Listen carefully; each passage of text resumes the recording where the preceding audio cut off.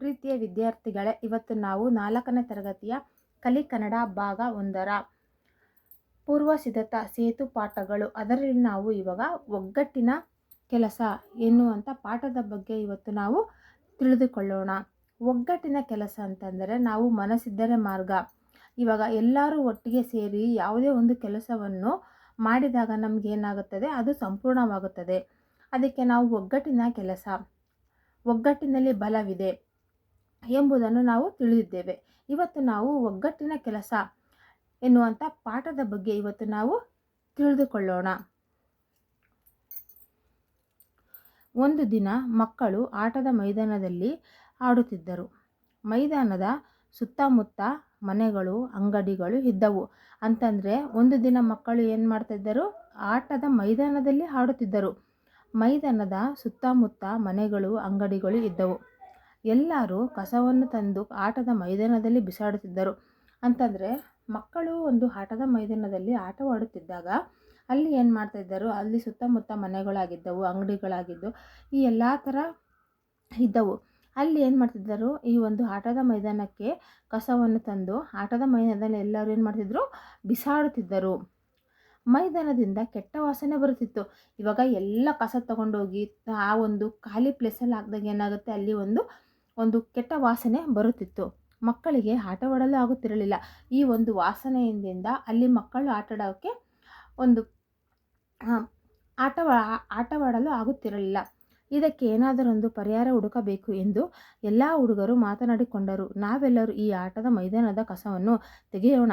ಸ್ವಚ್ಛಗೊಳಿಸಿದ ಆನಂತರ ಸುತ್ತಮುತ್ತಲಿನ ಅಂಗಡಿ ಮನೆಯವರಿಗೆ ಇನ್ನು ಮುಂದೆ ಕಸ ಹಾಕಬಾರದೆಂದು ಕೇಳಿಕೊಳ್ಳೋಣ ಎಂದು ಮಾತನಾಡಿಕೊಂಡರು. ಅಂತಂದರೆ ಮಕ್ಕಳು ಏನು ಮಾಡಿದರು, ಅಲ್ಲಿ ಆಟದ ಮೈದಾನದಲ್ಲಿ ಆಟವಾಡಲು ಹೋದಾಗ ಅಲ್ಲಿ ಒಂದು ಕಸವನ್ನು ನೋಡಿ ಮಕ್ಕಳಿಗೆ ಆಟವಾಡಲು ಆಗಲಿಲ್ಲ.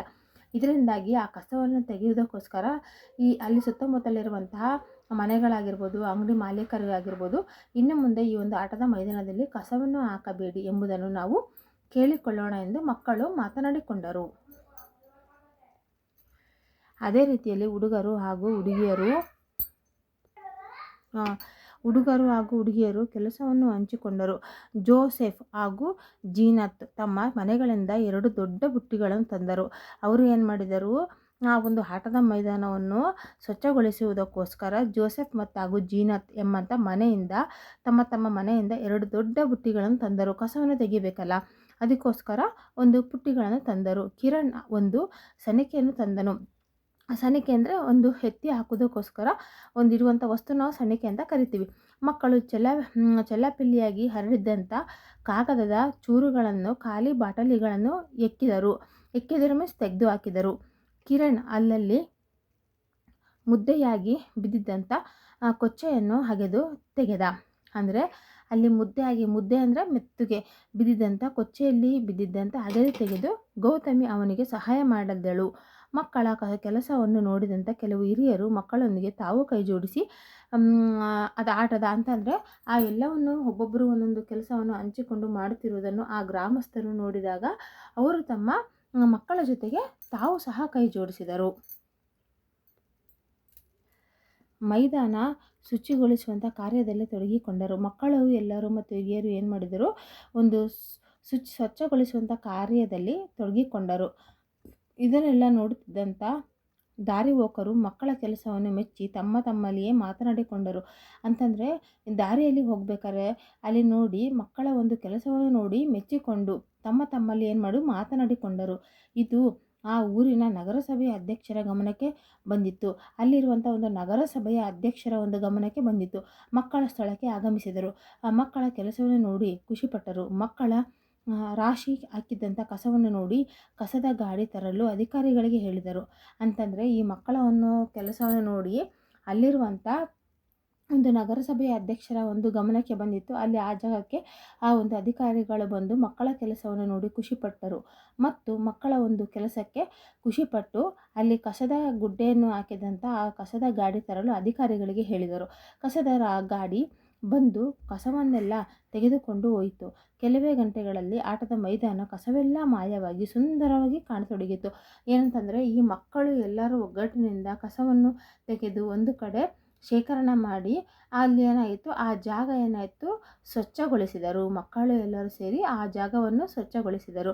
ಇದರಿಂದಾಗಿ ಆ ಒಂದು ಆಟದ ಮೈದಾನ ಒಂದು ಸುಂದರವಾಗಿ ಕಾಣತೊಡಗಿತು.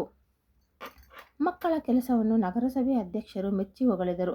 ಇನ್ನು ಮುಂದೆ ಇಲ್ಲಿ ಯಾರಾದರೂ ಕಸ ಕೊಳೆ ನೀರು ಹರಿಸಿದರೆ ದಂಡ ಹಾಕುವುದಾಗಿ ಎಚ್ಚರಿಸಿದರು.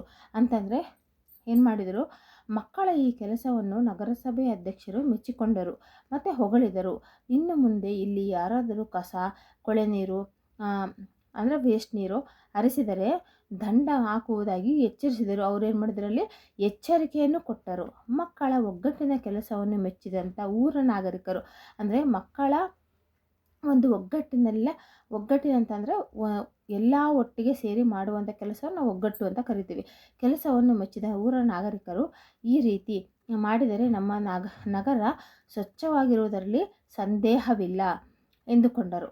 ಮಕ್ಕಳಿಗೆ ಸಂತೋಷವಾಯಿತು. ಅನಂತರ ಮಕ್ಕಳು ಆಟದ ಮೈದಾನದ ಸುತ್ತ ಹೂವಿನ ಹಾಗೂ ಅಲಂಕಾರಿಕ ಗಿಡಗಳನ್ನು ನೆಟ್ಟರು. ಅಂದರೆ ಮಕ್ಕಳು ಏನು ಮಾಡ್ತಾರೆ, ಈ ಒಂದು ಆಟದ ಮೈದಾನವನ್ನು ಸ್ವಚ್ಛಗೊಳಿಸಿದ ನಂತರ ಅಲ್ಲಿ ಒಂದು ಹೂವಿನ ಗಿಡಗಳಾಗಿರ್ಬೋದು ಮತ್ತು ವಿಶ್ರಾಂತಿ ಮಾಡುವಂಥ ಗಿಡಗಳನ್ನಾಗಿರ್ಬೋದು ಏನು ಮಾಡ್ತಾರೆ, ಅಲ್ಲಿ ಗಿಡಗಳನ್ನು ನೆಟ್ಟರು. ಅವುಗಳಿಗೆ ನೀರುಣಿಸಿದರು. ಅವುಗಳಿಗೆ ಗಿಡಗಳನ್ನು ನೆಟ್ಟು ನೀರುಣಿಸಿದರು ಮೀನ್ಸ್ ನೀರು ಹಾಕಿದರು. 1-2 ತಿಂಗಳಲ್ಲಿ ಆಟದ ಮೈದಾನ ಹಸಿರು ಗಿಡಗಳಿಂದ ಕಂಗೊಳಿಸಿತು. ಅಲ್ಲಿ ಏನು ಮಾಡಿದರು, ಮಕ್ಕಳು ಆಟದ ಮೈದಾನವನ್ನು ಸ್ವಚ್ಛಗೊಳಿಸಿ ಅಲ್ಲಿ ಗಿಡಗಳನ್ನು ನೆಟ್ಟರು ಮತ್ತು ನೀರನ್ನು ಉಣಿಸಿದರು. ಆ ನಂತರ 1-2 ತಿಂಗಳು ಕಳೆದ ಮೇಲೆ ಆಟದ ಮೈದಾನದಲ್ಲಿ ಒಂದು ಹಚ್ಚ ಹಸಿರಿನಿಂದ ಕಂಗೊಳಿಸುತ್ತಿತ್ತು. ಮಕ್ಕಳಿಗೆ ಆಟದ ಮೈದಾನ ಹಿರಿಯರಿಗೆ ವಿಶ್ರಾಂತಿ ತೆಗೆದುಕೊಳ್ಳುವಂಥ ಒಂದು ಸುಂದರ ಸ್ಥಳವಾಗಿ ಕಾಣಿಸಿತು. ಇಲ್ಲಿ ಏನಾಯಿತು ಅಂತಂದರೆ ಈ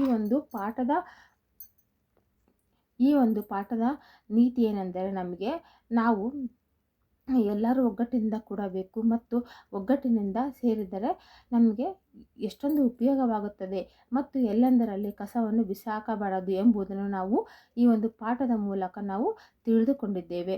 ನಿಮಗೆ ಈ ಪಾಠ ಇಷ್ಟವಾದಲ್ಲಿ please Kannada for little stars ಅನ್ನು ಲೈಕ್ ಮಾಡಿ, ಶೇರ್ ಮಾಡಿ, ಮೇಲೆ ಕಾಣುವಂಥ ಬೆಲ್ ಐಕಾನನ್ನು ತಪ್ಪದೇ ಪ್ರೆಸ್ ಮಾಡಿ.